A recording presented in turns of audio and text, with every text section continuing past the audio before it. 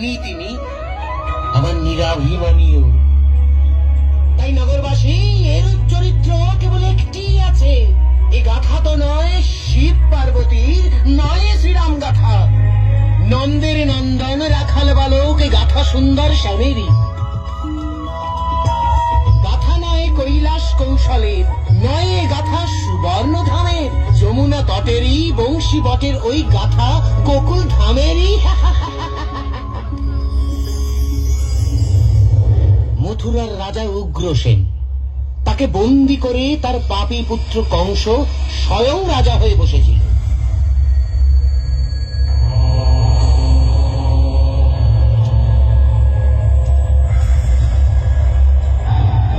মহারাজ,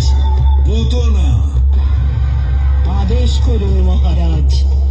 এই অধম আপনার জন্য সব করতে পারে। তাই নাকি? বেশি কিছু করতে হবে না, এক সদ্য জাতকে হত্যা করতে হবে। শুধু এইটুকুই? হ্যাঁ, এইটুকুই। গোকুলে অষ্টমী তিথিতে যত শিশু জন্ম নিয়েছে তাদের এক এক করে বিষ প্রয়োগ করে হত্যা করো। তাই হবে মহারাজ। আমি ছদ্মবেশে যাব সেখানে, কাক পক্ষীতেও টের পাবে না। বিদায় মহারাজ।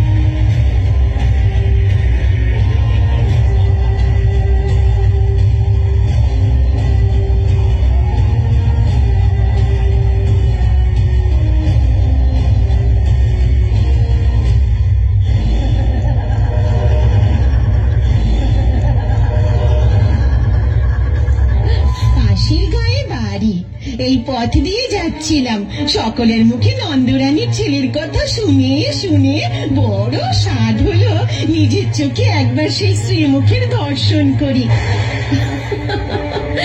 ও এই কথা, সে তো আমার কানাইয়ের সৌভাগ্য। বামুনের মেয়ে ঘর বয়ে এসে তার মুখ দর্শন করবে।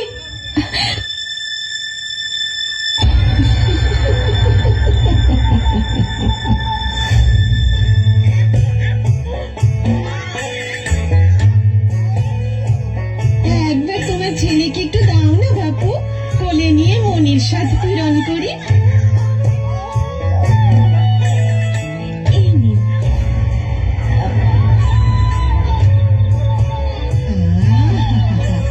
এ যে ভুবন ভোলানো হাসি গো, ভুবন ভোলানো হাসি।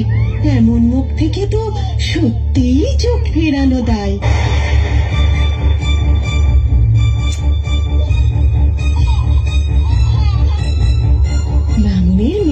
প্রথমবার ঘরে এলেন, কিছু মুখে না দিয়ে তো যেতে পারবেন না।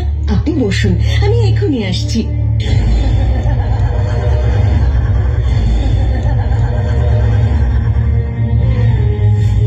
এটাই তো চেয়েছিলাম বাছা, তোমার ওই হাসি মুখ দেখতে তো আমি আসিনি হে।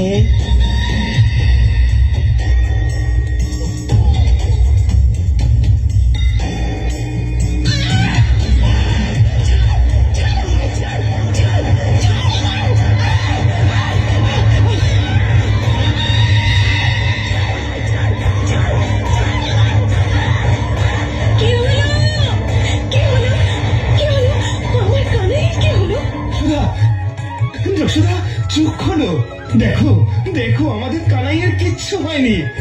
ওঠো ওঠো যশোদা।